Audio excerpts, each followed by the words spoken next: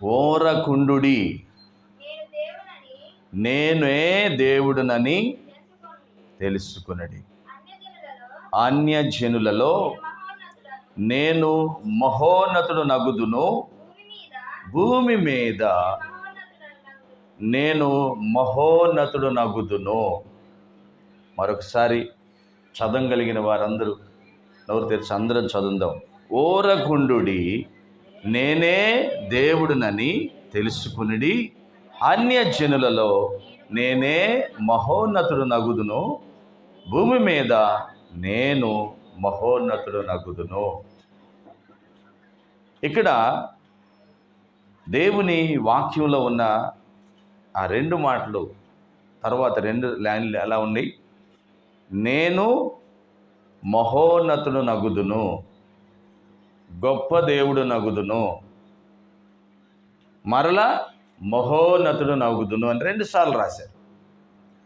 దేవుడు తన గొప్పతనాన్ని నిరూపించుకోవాలంటే, ఆయన గొప్పవాడుగా ఉండాలంటే, ఆయన నిన్ను నన్ను ఒక చక్కటి ఆలోచన చేయమని అడుగుతున్నాడు. ఊరకు ఉండాలంట. ఊరకు ఉండమంటే అర్థం ఏంటి? ఏ పని చేయకుండా ఖాళీగా ఉండమనే.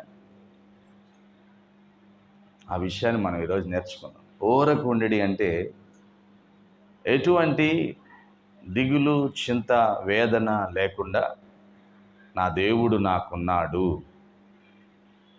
నా దేవుడు అన్నీ చేయగలడు, నా దేవుడే నా ప్రశ్నకు జవాబు, నా దేవుడే నా కుటుంబానికి ఆధారం అని ఎప్పుడైతే మనం నెమ్మదిగా ఉండగలుగుతామో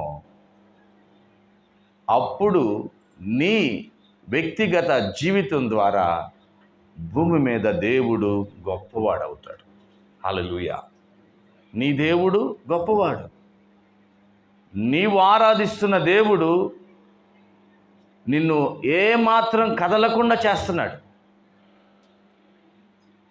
నీవు ఆరాధిస్తున్న దేవుడు నీ కుటుంబంలో సమృద్ధినిస్తున్నాడు. నీవు ఆరాధిస్తున్న దేవుడు నీ శరీరానికి ఏ వ్యాధి, ఏ బాధ రాకుండా కాపాడుతూ ఉన్నాడు అని నా దేవుడు, నీ దేవుడు గొప్పవాడుగా మారతాడు. ఆమేన్. మరి ఆ రీతిగా మన జీవితాలతో దేవుని ఘనపరచాలంటే మనం ఊరకనే నిలబడాలి, ఊరకనే ఉండాలి. ఆ ఊరకనే ఉండే దాంట్లో ఏంది? ఆయన మీద విశ్వాసాన్ని పెంచుకోవాలి, ఆయన ఆరాధిస్తూ ఉండాలి, ఆయన్ని స్తుతిస్తూ ఉండాలి. మనం భూమి మీద 33.5 సంవత్సరం యేసుక్రీస్తు యొక్క జీవితాన్ని చూసాం. ఆయన పరిచర్య చేసిన 3.5 సంవత్సరం జీవన విధానాన్ని చూసాం. ఆయన ఎక్కడైనా కానీ కదిలిపోయినట్టు, పరిగెత్తినట్టు, భయపడినట్టు మనం చూసామా బైబిల్లో? ప్రజలందరూ వచ్చారు, వారందరికీ వాక్యాన్ని బోధించాడు. సమయం దాటిపోయింది, చాలా దూరం వెళ్ళాలి, గ్రామంలోకి వెళ్ళాలంటే వాళ్ళేమో అడవులు దాటి, నదులు దాటి, ఎడారిలో ఉన్న యేసయ్య జీవము కలిగిన మాటలు వినాలని కొందరైతే అనారోగ్యంతో మంచాల మీద లాక్కుని వచ్చారు, స్వస్థత పొందాలని కొందరు. వాళ్ళందరూ అలాగ వచ్చారు, మైమరిచిపోయారు. కొందరైతే ఇంకా టైం అయిపోతుందా, ఏంది ఇంతసేపు కూర్చోబెట్టాడు అనుకోలా, ఆకలిని కూడా మర్చిపోయారు. తీరా ప్రార్థన ముగించుకుని ప్రార్థనలు అందరికీ చేసి అయిపోయే వరకు టైం చాలా అయిపోయింది. అప్పుడు అంటున్నాడు యేసుక్రీస్తు వారు, వీరందరూ ఆకలితో పంపించడం నాకు ఇష్టం లేదయ్యా, రత్నబాబు వీళ్ళకి ఏమైనా ఆహారం ఉంటే చూడవా అని అన్నాడు శిష్యుల్లో ఒకరిని పిలిచి. ఏం ప్రభువా, మనకైతే ఒక బాక్స్ ఉంది, కానీ ఎంతమందికి యాడ్ నుంచి వస్తుంది? మనకైతే చిన్న బాక్స్ ఉంది, మన వరకు సరిపోయింది, ఎంతమందికి యాడ్ నుంచి వచ్చింది? సరే ఇప్పుడన్నా వెళ్ళి బజార్కి వెళ్ళి కొనుక్కొద్దామా, వంట చేద్దామా అంటే టైం పట్టిద్ది.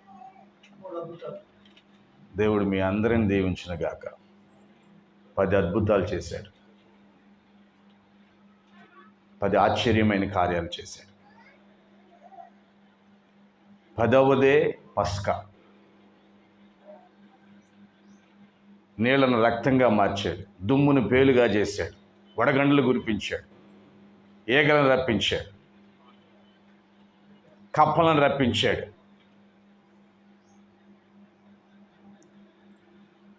పశువులన్నీ చనిపోయినాయి, జీవనోపాధి బాగొట్టాడు. అయినప్పటికీ మనసు మారలా. చివరిగా మీ తొలి సంతానాన్ని తీసుకెళ్ళిపోతానన్నాడు. ఇశ్రాయేలు ప్రజలారా, మీకైతే ఏమీ కాకూడదంటే ఇదిగో నేను చెప్పింది చేయండి. ఏం చేయాలి? మీరైతే పస్కా విందు చేసుకోండి, మీ ఇంటికి సరిపోయినంత వరకు.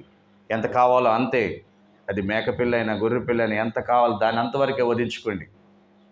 చక్కగా మీ కుటుంబంలో సాయంకాలం 4 నుంచి 5 గంటలలోపు వధించేయాలి. ఆ చీల్చిన రక్తాన్ని తీసుకెళ్ళి మీ దారబంధాలకి నిలువుగా అడ్డానిగా పూయాలి. ఇదిగో నేను వస్తున్నా, సంహార దూత వస్తుంది. ఆ సమయంలో ఐగుప్తు మొత్తం తిరుగుతుంది. ఐగుప్తులో అటువంటిది ఏముండదు.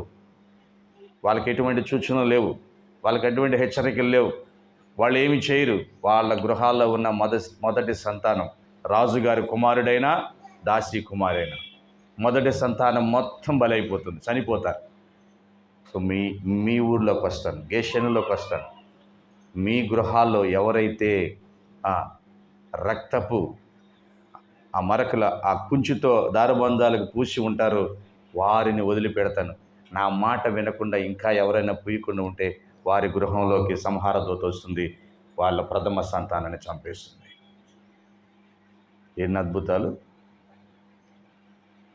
అన్ని అద్భుతాలు వాళ్ళ కళ్ళ ముందు చేసి వారిని విడిపించి తీసుకొస్తుంటే వీళ్ళ మధ్యలో సముద్రం వచ్చింది, ఎడారిలో ఉన్నారు, ఎందుకో ఆగారు. వెనక చూస్తే దుమ్ము లేపుకుంటా సైన్యం వచ్చేస్తుంది. అరే వీళ్ళని వదలకూడదు అనుకుంటున్నాడు ఆయన ఫరో. ఆ సైన్యాన్ని చూసే వారికి కోపం వచ్చేసింది, పెద్దగా ఏడ్చారు. ఏడ్చినప్పుడు ఎదురు చూడాలి కదా. హల్లెలూయా! అందరూ ఏడే ఉన్నారా? హల్లెలూయా! ఒకసారి పక్క వాళ్ళని పలకరియండి, బాగున్నారని పలకరియండి. హల్లెలూయా చెప్పండి ఒకసారి, బాగున్నారా? పస్కా అయిపోయింది. ఇప్పుడు పస్కా గురించి చెప్పేసాం, అయిపోయింది. ఇప్పుడు ఎక్కడున్నాం మనం? ఎడారిలో ఉన్నాం. ఎదురు సముద్రం, వెనక నుంచి ఎవరు వస్తున్నారు? ఫరో సైన్యం వచ్చేస్తుంది దగ్గరికి. పెద్దగా ఏడ్చారు. మీకు తెలుసా, మా రాఖీని చూస్తే రూత్ ఏడ్చినట్టు. కొంతమంది పెద్దగా ఉంటారు, చాలా బలంగా ఉంటారు, ఎంతమంది నేను కొట్టేస్తారు. ఇంట్లో బొద్దంకని చూస్తే ఎగిరెగిరి పడతారు. అలాగా అంతకంటే 100 రెట్లు ఏడ్చారు వీళ్ళు. పెద్దగా ఏడ్చారు. అమ్మో తప్పించుకున్నావాలంటే చంపడానికి వస్తున్నారయ్యా అని చెప్పి దేవా అని అరిశారు. అరిసిన వాళ్ళు అలాగనే ప్రార్థనలో ఉండాలా లేదా? ఇది నా ప్రశ్న. కష్టం వచ్చింది, పెద్దగా ఏడ్చావు, ఏడ్చేసి బయటికి వెళ్ళి నీ ప్రయత్నాలు చేస్తావా? ఏడ్చి బయటికి వెళ్ళి ఇందుకే కదా అని చెప్పి వేరే వాళ్ళ మీద నిందలు మోపుతావా? ఏడ్చినప్పుడు, బాధ వచ్చినప్పుడు యేసయ్య కాళ్ళే పట్టుకోవాలి మనం. హల్లెలూయా! మా అర్థమవుతుందా? యేసయ్య పాదాలే పట్టుకోవాలి, ఇంక వేరే దగ్గరికి వెళ్ళకూడదు. ఇక్కడ ఏముంది? ఇక్కడ మొర్ర పెట్టారంట వాళ్ళు పాపం. ఏముంది అక్కడ చూడండి. యెహోవాకు మిక్కిలి భయపడి యెహోవాకు ఏం చేశారు?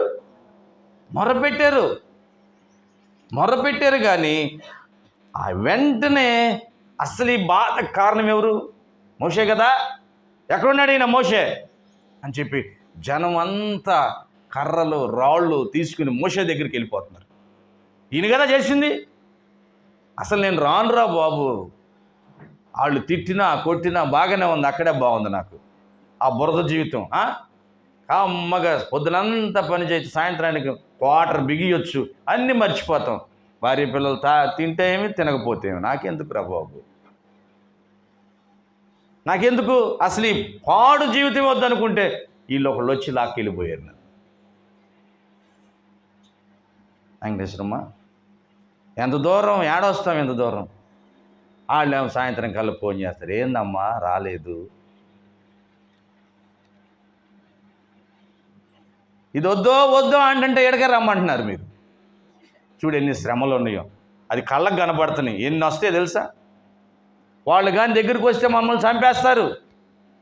అక్కడే బ్రతికుంటే సరిపోయేది కదా, అక్కడే బానిసలుగా ఉంటే సరిపోయేది కదా. అంతేగా కదా మోషే నీకు చెప్పాము, మేము రాము బాబు, మా వల్ల కాదు బాబు, మేము రామని నీకు బ్రతిమలాడాం కదా. అయినప్పటికీ తీసుకొచ్చి ఏడబడేసావు. ఎందుకు? ఐగుప్తులో సమాధుల తోట లేదనే, మమ్మల్ని చంపి పూడి పెట్టడానికి స్థలం లేదని ఎడారిలోకి తీసుకొచ్చేవా. ఎంత వెటకారంగా మాట్లాడుతున్నారు, ఎంత వ్యంగ్యంగా మాట్లాడుతున్నారు చూడండి. పరిశుద్ధాత్మ దేవుడు మనందరితో ఆయన స్వరంతో మాట్లాడును గాక. చెబుదాం అందరం ఆమేన్. కష్టం వస్తే, వేదన వస్తే, కొద్దిగా బాధ వస్తే, ఏం దేవుడయ్యా బాబు, వద్దో వద్దో అనుకున్నా తీసుకొచ్చేగో మా ఆ ఊరు నుంచి వచ్చింది. ఆ రోజు ఏదో నేను బాగాకుండా ఉంటే ఏదో ప్రార్థన చేసింది, తగ్గింది, ఇక రా తీసుకో బాప్తిసం తీసుకో అంది. తీసుకున్న తర్వాత ఉంది నా బాధ. ఎన్ని శ్రమలయ్యా, వద్దో అన్నా కదా. ఎంతమంది ఇలాగా వెనకబడిపోతున్నారు. కానీ మోషే చూడండి అక్కడ ఏమంటున్నాడు, మా జోలికి రావద్దు, ఐగుప్తులకు దాసులు మగదుమని ఐగుప్తులో మేము నీతో చెప్పిన మాట ఇదే కదా, మేము ఈ అరణ్యమందు చచ్చుట కంటే ఐగుప్తులకు దాసులుగా ఉండుట మంచిది. ఏమండి, ఇప్పుడు మీ అందరికి ఒక ప్రశ్న, నాతో కూడా. ఏ రోజైనా క్రీస్తుని అంగీకరించి ఆయనతో నడవడానికి ప్రారంభించిన తర్వాత ఎందుకు వచ్చావురా బాబు అనుకున్నారా?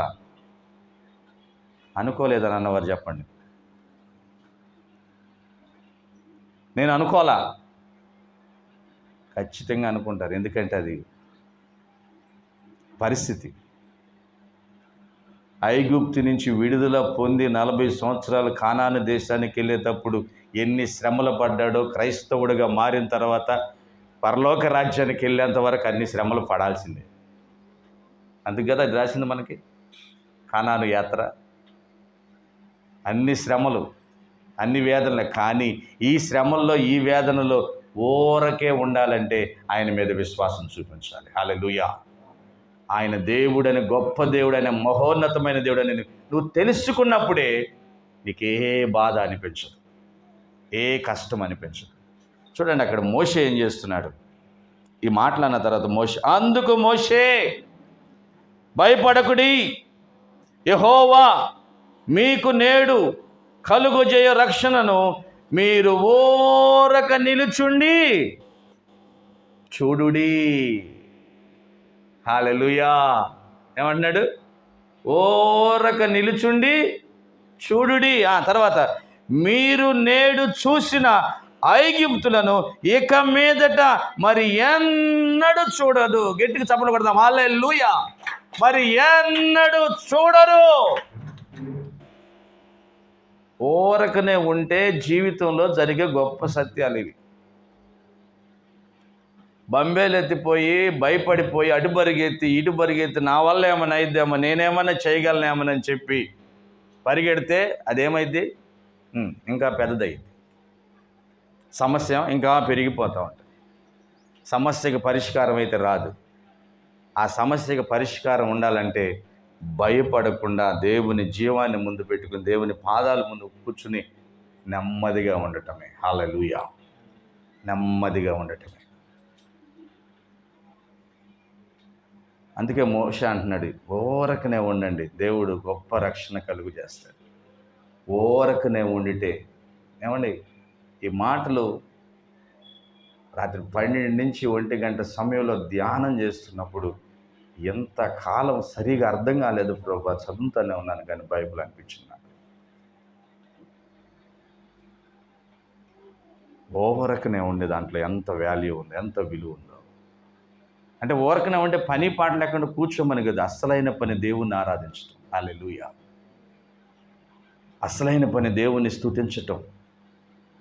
ఆయన మీద మాత్రమే మన ఫోకస్ అంతా. ఆయన నువ్వే చేయగలవు, ఇంకెవరు చేయలేరు, నా వల్ల కాదు, అసలు నేనైతే చేయలేను, నా వల్ల కాదు అని పూర్తిగా ఆయనకి మనల్ని పూర్తిగా సమర్పించుకోగలిగితే రెండోసారి నీ జీవితంలో ఆ సమస్యను నువ్వు చూడవు.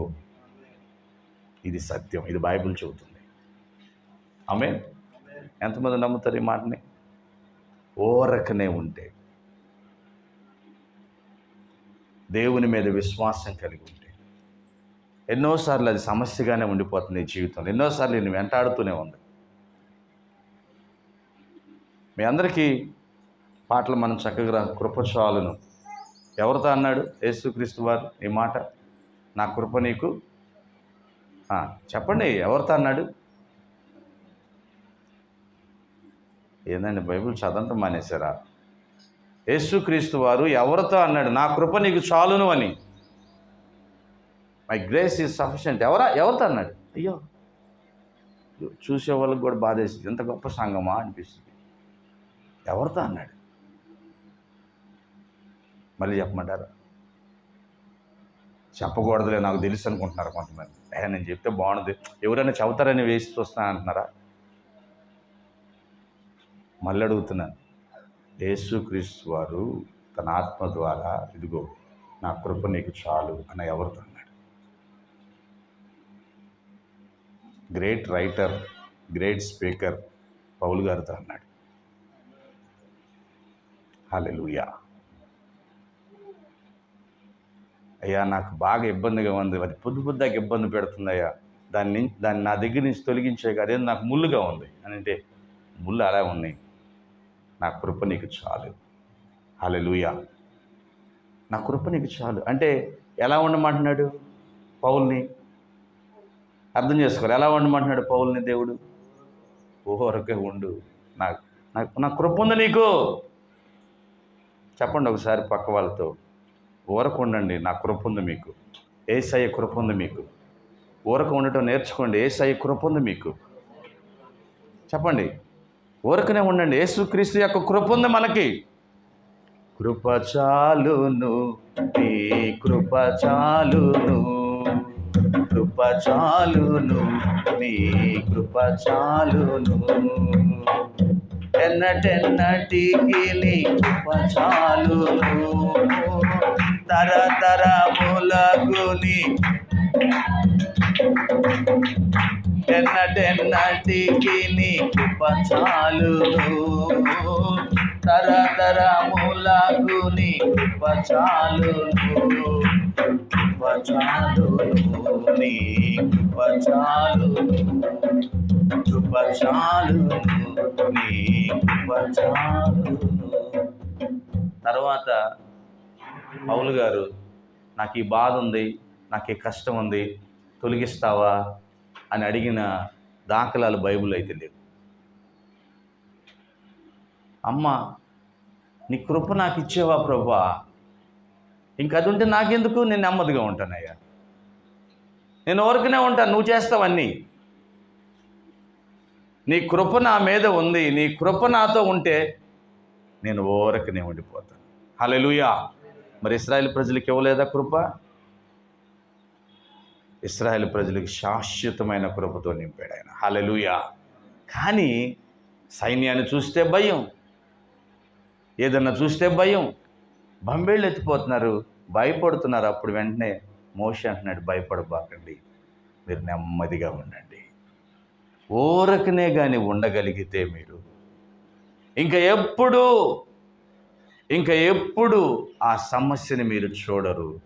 దాని ద్వారా దేవునికే మహిమ వస్తుంది. హల్లెలూయా. దాని ద్వారా దేవునికే మహిమ వస్తుంది. ఇదిగో ప్రియ దేవుని బిడ్డలారా, ఈరోజు నేను చేయగలను అని ఎన్నైతే నువ్వు చేస్తున్నావు అవి బహుశా ఇప్పుడు విజయంలా కనపడవచ్చు, రాబోయే దినాలు అవన్నీ అప్పచేయాలి. ఐఎమ్ ఏ స్కిల్డ్ వర్కర్ అంటారు చాలామంది. ఆ స్కిల్ ఎవరిచ్చారు నీకు? దేవుడిచ్చాడు. దీన్ని ఒప్పుకోవాలి మనం. దీన్ని ఒప్పుకుని మనం చేస్తే ఖచ్చితంగా విజయము. దీన్ని ఒప్పుకోకుండా నేనే ఆ నైపుణ్యత కారణం అనుకుంటే ఖచ్చితంగా అపజయం. అందుకే పేతురు అంటాడు, పూర్తిగా నీకున్న సంకటములన్నీ, నీకున్న పరిస్థితులన్నీ నా మీద మేము. అంతే కదా? పూర్తిగా చూడండి ఒకసారి పేతురు రాసిన మొదటి పత్రిక 5వ అధ్యాయం 7వ వచనం.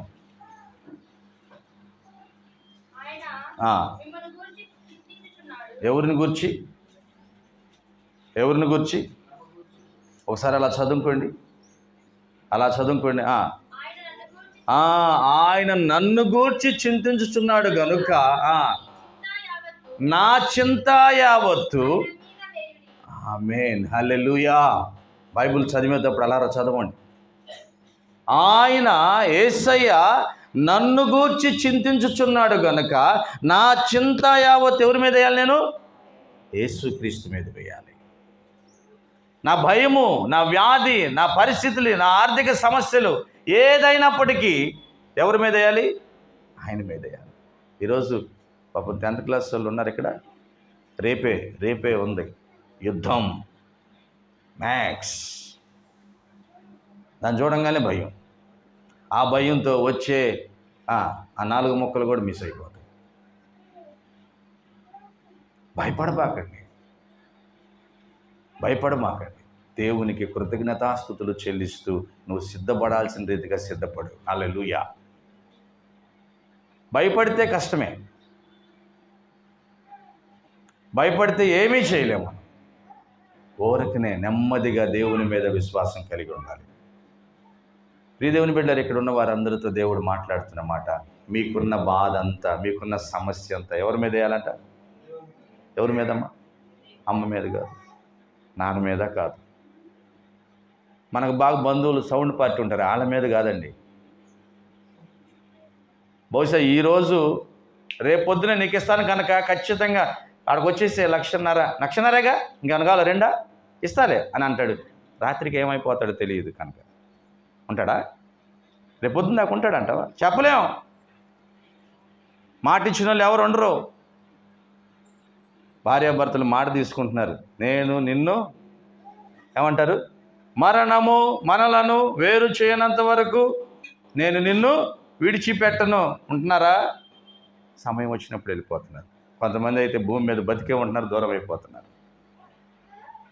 కానీ ఒక్క ఆయన ఉంటాడు, మాట మీదే నిలబడి నీతో ఉంటాడు. ఎవరైనా? నజరేయుడైన యేసుక్రీస్తు. హల్లెలూయా. ఆయన ఉంటాడు. ఆయన కాబట్టి ఆయన మీద మన బాధలన్నీ మోపాలి, ఆయన మీద మన బరువులన్నీ చెప్పాలి. అవన్నీ వేసినప్పుడు నువ్వు కదలకుండా ఉంటావు రవి. కదలకుండా ఉండగలం, మనం నెమ్మదిగా ఉండగలం.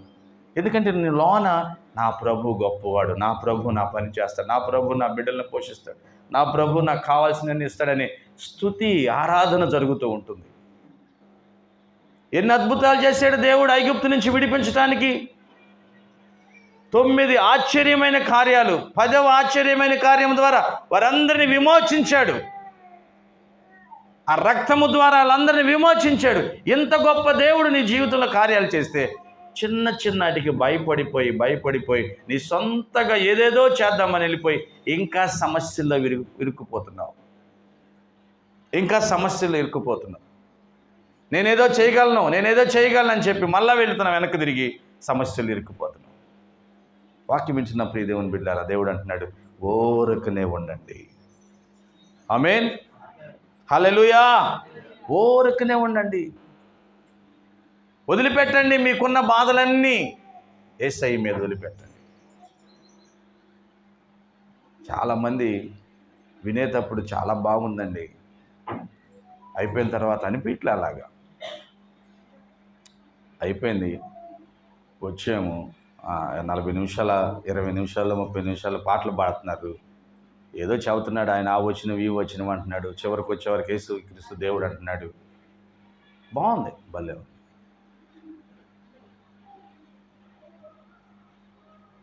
అలాగైతే మళ్ళీ అదే కనుక సైకిలే, ఊరకు నుండే పని అయితే లేదు. టెన్షన్ పరిగెడతావు, ఇప్పుడు వెళ్ళిపోతావు. ఎంత ప్రార్థన అయితే ఎందుకు వెళ్ళంగానే సమస్యలు పోయినాయో ఏంది, అన్నీ ఉండేగా, ఏం పోలేదుగా సమస్యలు. కీర్తన వచ్చేసినాయి ఏంది, నాకేమైనా మ్యాథ్స్లు సమస్యలు అన్నీ పోతాయి, ఏం పోయినాయి, పోలేదుగా. పోతాయి ఎప్పుడు? ఈ వాక్యాన్ని నమ్మి ప్రభువుని నువ్వు ఎక్కడి నుంచే స్తుతిస్తూ ప్రారంభించినప్పుడు, హల్లెలూయా, దేవునికి కృతజ్ఞతాస్తుతులు చెల్లిస్తున్నప్పుడు, లాజరుని యేసుక్రీస్తు వారికి బయటికి పిలవటానికి ముందు ఆయన ఏమన్నాడు తెలుసా? నా ప్రార్థన ఆలకించినందుకు నీకు కృతజ్ఞతాస్తోత్రాలు తండ్రి అన్నాడు. హల్లెలూయా. అంటే ముందుగానే దేవుని స్తుతించాడు, తండ్రిని స్తుతించి అప్పుడు పిలిచాడు, లాజరు బయటికి రా, బయటికి రా. ఎటువంటి సమస్య అయినా కానీ నువ్వు ఊరకనే ఉన్నటువంటి దేవుణ్ణి స్తుతిస్తూ ఆయన మీద విశ్వాసం కలిగి ఉంటే ఖచ్చితంగా దేవుడు ఆ కార్యాన్ని చేస్తాడు. నేను విన్నాను ఒక సజీవ సాక్ష్యం. గొప్ప దైవజనుడు, ఆయన కొన్ని ఆశ్రమాలు నడుపుతూ ఉంటాడు. కొన్ని ఆశ్రమాలు నడుపుతూ, హాస్టల్ ఉంది ఆయనకి, హాస్టల్ ఉంది. ఆ రోజుకు వాస్తవానికి ఏం లేవు. ఆయన స్టోర్లో బియ్యం లేవు, వండటానికి ఏమీ లేవు. వార్డెన్ గారు, ఆ వంట చేసేవాళ్ళు వచ్చి, అయ్యగారు టైం అవుతుంది, మరి అన్నీ వంట సామాన్లు అయితే ఉన్నాయి కానీ వంటకి కావాల్సిన వస్తువులు ఏమి లేవు, ఏం చేయాలి? ఈరోజు పిల్లల పరిస్థితి ఏంది? అమ్మా, పిల్లలందరినీ సమయం అవ్వగానే ప్లేట్లు కడుక్కుని లైన్లో కూర్చోమనమ్మా. పిల్లలందరినీ భోజనం టైం అవ్వగానే ప్లేట్లు కడుక్కుని ఏం చేయాలంట? లైన్లో కూర్చోమనమ్మా. అబ్బో, ఈయనకేందో అయినట్టుందిగా అని చెప్పి వెళ్ళిపోయింది. ఆయన ప్రార్థన చేస్తా నెమ్మదిగా ఉన్నాడు. పిల్లలకు కూడా ఏం అర్థం కాల. ఏందిరా ఈరోజు పొగ్గోడ రాలేదు, ఏం రవి ఈరోజు పొగ్గోడ రాలేదు, మరి భోజనం అయితే రమ్మంటున్నాడు, సరే పదండి అని చెప్పి పిల్లలు కదా పాపం ప్లేట్లు కడుక్కుని వరుసనే కూర్చుని ప్రేయర్ చేయాలని వాళ్ళకి అలవాటు. ప్లేట్లు ముందు పెట్టుకుని ప్రార్థన చేస్తున్నారు. ప్రార్థన చేస్తూ ఉన్నప్పుడు ఒక బండి వచ్చి ఆగిపోయింది అక్కడ. ఆ బండి నిండా చక్కటి భోజనం, సిద్ధపరిచిన భోజనం, వేడి వేడి భోజనం ఉంది. లోనకు వచ్చి ఆ సేవకుని పేరు అడిగి, ఇదేనా? ఇదేనయ్యా. అయ్యా, ఈరోజు మా గృహంలో పెళ్లి జరగాలి, వివాహం అన్నీ సిద్ధపడిపోయింది, కానీ పెళ్లి కుమార్తె అలా నాన్నగారు చనిపోయాడు, పెళ్ళి క్యాన్సిల్ అయిపోయింది. భోజనం ఏమో సిద్ధంగా ఉంది, ఇదిగో ఎవరో మీ దగ్గరికి పంపించమన్నారు, వేడి వేడ మీ పిల్లలకు పెట్టండి అయ్యా. మీలో కొంతమందికి అనుమానం, అంటే దేవుడు తన పని చేయడానికి మరొకరిని చంపుతాడా అని కూడా వచ్చింది. ఎలాంటి ప్రశ్నలు వస్తాయి మీకు? అది ఆయన్ని అక్కడ నిర్ణయం అయిపోయింది, కానీ ఇక్కడ మటుకు దేవుని పని జరగాలి. హల్లెలూయా. అందరం చెబుదాం హల్లెలూయా, హల్లెలూయా. చాలాసార్లు దేవుడు అటువంటి కార్యాలు చేస్తాడు. ఎప్పుడు? మనం నెమ్మదిగా ఉన్నప్పుడు. నా జీవితంలో జరిగినాయి అలాగే, నా జీవితంలో చాలా జరిగినాయి నెమ్మదిగా ఉంటే. అంటే అప్పుడు నాకు తెలియదు ఈ నెమ్మది అనే విలువ, వాస్తవానికి తెలియదు. నేను ఎక్కువ టెన్షన్ పట్టమే నాకు తెలుసు. నేనే చేయాలి అని అనుకునే తత్వంలో ఉంటాను నేను. ఎవరు సరిగా చేయరులే, నేను చేసుకుంటే బాగుండు అనుకుంటాను నేను. ఎవరు సరిగా చేయలేరు, ఆనందపరచలేరులే, నేనే కష్టపడితే పోయిద్దిలే అనుకుంటాను నేను. అటువంటి తత్వం నాది. కానీ దేవుడు మాట్లాడుతున్నాడు, మీరు ఊరకనే ఉండండి, దేవుడు తన పనిని చేసుకుంటాడు. ఆమేన్. అందరూ చెప్దాం హల్లెలూయా, హల్లెలూయా. కాబట్టి మనం ప్రియ దేవుని బిడ్డలారా, ఈ పని విషయంలో వివేచన కలిగి ఉండాలని. చూడండి ఒకసారి కీర్తన గ్రంథంలో 2వ అధ్యాయంలో ఒక చక్కటి మాట రాయబడి ఉంటుంది. కీర్తనలు 2వ దావీదు కీర్తన 10వ వచనం. కాబట్టి రాజులారా వివేకులై ఉండండి, భూపతులారా బోధన ఉండండి. రాజులారా వివేకులై ఉండండి, భూపతులారా బోధన ఉండండి. మాట వినండి, దేవుని మాట వినండి, వాక్యాన్ని వినండి, నమ్మండి. వినుట వలన ఏమవుతుంది? విశ్వాసం. ఏం వింటే? పిల్లలు చక్కని మాటలు వింటారు, మళ్ళీ అయ్యే చెబుతారు, ఇమిటేట్ చేస్తారు. అంటే వెక్కిరిస్తారు కొంతమంది అనుకరిస్తారు. దీన్ని 2 రకాలుగా అనొచ్చు. అనుకరించేది వేరు, వెక్కిరించేది వేరు. ఇప్పుడు అమ్మ నీ పాప పేరు లిఖితకి తెలుగు ఎలా వచ్చిద్దమ్మా? చెప్పండి, లిఖితకి తెలుగు ఎలా వచ్చిద్ది? వాళ్ళ అమ్మ మాట్లాడుతుంటే, వాళ్ళ అమ్మమ్మ మాట్లాడుతుంటే, వాళ్ళ చుట్టుపక్కల వాళ్ళు మాట్లాడుతుంటే విని నేర్చుకుంటాం. అంతేనా? వినుట వల్ల ఏమొచ్చింది ఆమెకి? భాష వచ్చింది. మరి మనం ఎప్పటి నుంచి వింటున్నామో దేవుని వాక్యం? ఏం రావాలి మనకి? చెప్పాలి, ఏం రావాలి? నోరు తెరవాలి. అందరూ అమ్మో ఏమని అంటారేమో, ఏసైకి వింటాడేమో అనుకోమాకండి. ఏం రావాలి మనకి? పెద్దగా విశ్వాసం రావాలి. ఆ విశ్వాసమే నిన్ను కుదురుగా నిలబడుతుంది. ఆ విశ్వాసమే నిన్ను భయపడకుండా ముందుకు తీసుకెళ్తుంది. ఆ విశ్వాసమే నీ పక్షంగా ఉండి నీకు విరోధి అయిన సాతానును ఓడిస్తుంది. హల్లెలూయా. నీకు విరోధంగా ఉండే సాతాన్ని వినండి. అందుకే ఇక్కడ అంటున్నారు, రాజులారా వివేకులై ఉండండి. గొప్ప గొప్ప రాజులు అనుకుంటున్నారు మీరు, మీకు తెలియదు ఏం చేయాలో. వివేకం కలిగి ఉండండి. ఒక 2 జంతువులను చూపించాడు బైబిల్లో మనకి. ఏమేమి జంతువులు? తెరవాలదా? వచ్చింది బయటకు చెప్పండి. పాము వలె వివేకము, పావురం వలె నిష్కలంకం. ఈ 2 మనకు కావాలి. పాము వలె వివేకం అంటే ఏం చేసిద్ది పాము? మీరే చెప్పాలమ్మా. శబ్దాన్ని వింటుంది. ఎంతో దూరం నుంచి నువ్వు నడుసు వస్తుంటే, లేకపోతే ఒక బండి వస్తుంటే, ఆ శబ్దం ఆ భూమిలో గుండా ఆ ధ్వని దాన్ని ఆలకించి అక్కడి నుంచి తప్పించుకుంటుంది, ఆ నుంచి పారిపోతుంది. అటువంటి వివేకం. ఏది మంచిదో, ఏది చెడుదో, ఏది నీ మీదకి వస్తుందో ఇప్పటికైనా గ్రహిస్తున్నావా? ఏది వినాలో, ఏది వినకూడదో ఎప్పటికైనా గ్రహిస్తున్నావా? ఏది మాట్లాడాలో, ఎలా మాట్లాడాలో ఇప్పటికైనా గ్రహిస్తున్నావా? ఆ వివేచన నీకు కావాలి. రాజులతో మాట్లాడుతున్నాడు దేవుడు. వివేచన కలిగి ఉండండి. భూమిని పరిపాలించే వారులారా, బోధన ఉందండి. వాక్యాన్ని వినండి, వాక్యాన్ని చదవండి, వాక్యానికి లోబడండి. ఆమేన్. వాక్యానికి లోబడండి. దేవుని బిడ్డలారా, ఇంకొక వచనాన్ని చూపించి నేను అందరూ ముగిస్తాను. 2వ దినవృత్తాంతాలు 20వ అధ్యాయము 12వ వచనం ఒకసారి చదవండి. 2వ దినవృత్తాంతాలు 20వ అధ్యాయము 12వ వచనం. మా దేవా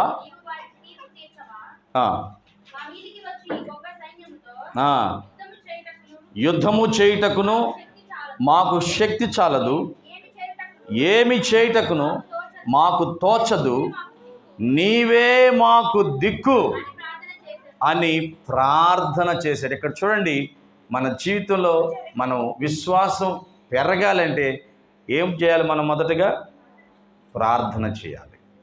హల్లెలూయా. ప్రార్థన చేయాలి. ఎలాగా? ప్రభువా నువ్వు సగం రా, నేను కూడా సగం ఎట్టగట్ట ప్రయత్నం చేస్తాను. అంతేనా ప్రార్థన చేయాల్సింది? నువ్వు కొద్దిగా ప్రయత్నం చేయి, నేను కూడా చూసుకుంటా, అదేనా? కాదు. నీవే మాకు దిక్కు, నీవే మాకు ఏదైనా చేయగలవు, నీవు తప్ప మాకు ఎవరు దిక్కులేరు. ఆ ఉన్న పరిస్థితిని, ఆ సైన్యాన్ని చూస్తే 4 దిక్కుల నుంచి వస్తున్నారు. వారిని ఎలా గెలవాలో మాకు తెలియదు, మా దగ్గర అంత సామాగ్రి లేదు, మేము వాళ్ళని ఓడించలేము అని దేవుని సన్నిధికి వెళ్ళి ప్రార్థన చేశాడు. ఆ ప్రార్థన చేసేటప్పుడు గుర్తు చేసుకుంటున్నాడు. ఏమంటాడు తెలుసయ్యా? మాకేదన్నా కష్టం వస్తే, మాకేదన్నా ఇబ్బంది వస్తే చెప్పావు కదా, నీ పేరట కట్టబడిన మందిరానికి వచ్చి ఆ మందిరములో నీ వైపు తిరిగి మేము మొర్ర పెడితే ఖచ్చితంగా మాకు జవాబిస్తానన్నావు కదా. ఇదిగో ఆ మందిరంలోకి వచ్చి నేను మొర్ర పెడుతున్నానయ్యా, మాకు దిక్కు నువ్వే, మాకెవరు దిక్కులేరు, మాకు శక్తి చాలదు, మాకు శక్తి చాలదు, వారి మీద విజయం సాధించే అంత శక్తి మాకు లేదు. యెహోషాపాతు రాజు అండి. రాజు దేవుని దగ్గరికి వెళ్ళి తల వంచి, నీవే మా దిక్కు అన్నాడు. మా వల్ల కాదయ్యా. ఈరోజు వాక్యం వింటున్న ప్రియ దేవుని బిడ్డలారా, ఈ రీతిగా మన ప్రార్థన ఉందా? నీవే మా దిక్కు అయ్యా, నీవే మా దిక్కు, మా కుటుంబానికి నువ్వే దిక్కు, మా కుటుంబాన్ని నువ్వే నడిపించగలవు, మా కుటుంబాన్ని మంచి సాక్ష్యంగా నువ్వే తీసుకెళ్ళగలవు. నేను చేయాలనుకున్న స్వార్థ పనిలో నువ్వే మాకు దిక్కు, మేమేం చేయాలి, నా మాట్లాడటం కుదరదు, దేవుని వైపు నడిపించడం కుదరదు, నువ్వే మా దిక్కు. ఎప్పుడైనా ఈ రీతిగా మనల్ని మనం పూర్తిగా సరెండర్ చేసుకుని ప్రార్థన చేసేవారిగా ఉన్నామా? మేమేం చేయాలో మాకు తెలియదయ్యా, నీవే మాకు చెప్పండి దిక్కు. హల్లెలూయా. ఈ రీతిగా మనం ఎప్పుడైతే ప్రార్థన చేయటం ప్రారంభిస్తామో దేవుడు మనకి విశ్వాసాన్ని దయచేస్తాడు. యెహోషాపాతు ఆ రీతిగా ప్రార్థన చేసినప్పుడు యెహోషాపాతుకి దేవుడు ఇచ్చిన ఆలోచన ఏం తెలుసా? నువ్వు గెలిచావు ఏ ఆయుధము లేకుండా. ఏ ఆయుధము లేకుండా నువ్వు గెలిచావు. నువ్వు చేయాల్సిందేంది? స్తుతి ఆరాధన. యుద్ధానికి కాదు నువ్వు వెళ్ళాల్సింది. పాటలు పాడేవాళ్ళని, వాయిద్యాలు వాయించే వాళ్ళని ముందు పెట్టి పాటలు పాడండి, దేవుని స్తుతించండి, అంతే అంతే. ఎప్పుడైతే పాటలు పాడుతూ దేవుణ్ణి ఆరాధించుతూ ముందు సైన్యం వెళ్ళిపోయిందో దేవుడు అక్కడ గొప్ప కార్యాన్ని జరిగించాడు. వాళ్ళే కొట్టుకుని చచ్చిపోయారు. కొల్ల సొమ్ము తీసుకెళ్ళలేనంత వచ్చిందంట వీళ్ళకి. 3 రోజులు ఆ కొల్ల సొమ్ము తీసుకోవడం సరిపోయింది వీళ్ళకి. అంత ఆస్తి వచ్చేసింది ప్రతి ఒక్కరికి. ఆక్రమించిన ప్రియ దేవుని బిడ్డలారా, ఓరకనే ఉండి దేవుని స్తుతిస్తే దేవుడు మన జీవితంలో గొప్ప కార్యాలు చేస్తాడు. ఆమేన్, హల్లెలూయా. బ్రదర్, నువ్వు ఇట్లా చెబుతున్నావు కానీ ఆ మనస్తత్వం నీకు తెలీదు. చూడటానికి చాలా బాగుంటాడు పైకి, అబ్బో లోన ఆలోచించే విధానాలు కానీ లోన ఉండే విధానం చాలా క్రూరత్వమైనవి. నా జీవితానికి ఎప్పుడు ముళ్ళుగానే పడిపోయాడు. నా కుటుంబ జీవితాన్ని ఆయనే పాడు చేస్తున్నాడు. ఆ వ్యక్తి ఆమె పాడు చేస్తుంది, మాటలతో పాడు చేస్తుంది. నా ఆత్మీయ జీవితాన్ని పాడు చేస్తున్నాడు. కొంతమందికి ప్రశ్నలు ఉంటాయి. ఓరకనే ఉండాలి, ప్రార్థన చేయాలి. ఎందుకంటే మనం పోరాడేది పైన ఈ మనుషులతో కాదు, అంతరంగంలో ఉన్న శక్తులతో అంట. హల్లెలూయా. చాలామంది మనుషులతో పోరాడుతూ ఉంటారు. ఎలా చేయాలి, రత్నాన్ని ఎలా చేయాలి? ఏముంది, రత్నం దగ్గర ఏమి లేదు.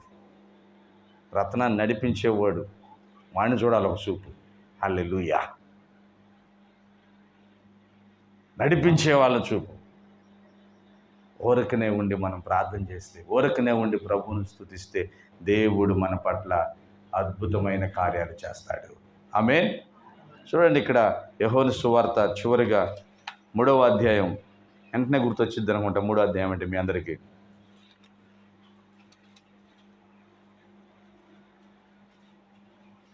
14-15 వచనాలు. అరణ్యములో మోషే సర్పమును ఎలాగో ఎత్తెనో అలాగే విశ్వసించు ప్రతివాడు నశింపక ఆయన ద్వారా నిత్య జీవం పొందినట్లు మనుష్య కుమారుడు ఎత్తబడెను. సంఖ్యాకాండంలో ఈ మాటలు రాయబడినాయి. ఆ ప్రయాణంలో ఇశ్రాయేలు ప్రజలందరూ దేవుని మీద వ్యతిరేకం చూపించినప్పుడు మోషేతో దేవుడు అంటాడు, వాళ్ళ మీద తాపకరమైన సర్పాలను పంపిస్తున్నాను అంటాడు. ఓ భయంకరమైన సర్పాలు వచ్చేసి అందరినీ కాటు వేస్తామంటే కాటు వేయబడిన వారందరూ చచ్చిపోతూ ఉంటారు. అయ్యా, అందరూ చచ్చిపోతున్నారా, ఏంటి పరిష్కారం అంటే, ఇదిగో ఎత్తడి పామును చేసి నిలబెట్టు, ఎవరైతే నిదానించి దాని వైపు చూస్తారో వారందరూ తిరిగి బ్రతుకుతారు. ఆమేన్. నిదానించి ఎవరైతే చూస్తారో, నిదానించి ఎందుకు చూడాలండి? కళ్ళు కనపడక నివృత్తమ్మా, నిదానించి ఎందుకు చూడాలి? కళ్ళు కనపడక కాదు, విశ్వాసంతో నేను బ్రతుకుతాను అని చూడాలి.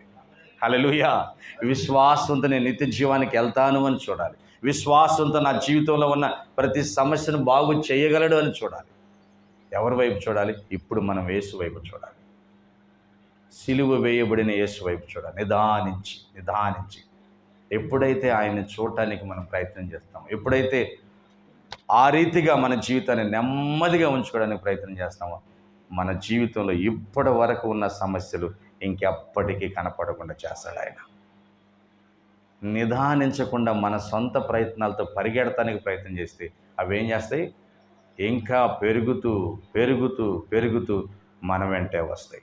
కాబట్టి ప్రియ దేవుని బిడ్డలారా, మీరందరూ మనందరం విజయాన్ని పొందుకోవాలంటే ఊరకనే ఉండి ప్రభువుని స్తుతించేవారిగా ఉండాలి. అట్టి కృప దేవుడు మనకి దయచేయునుగాక. అందరం చెబుదాం హల్లెలూయా.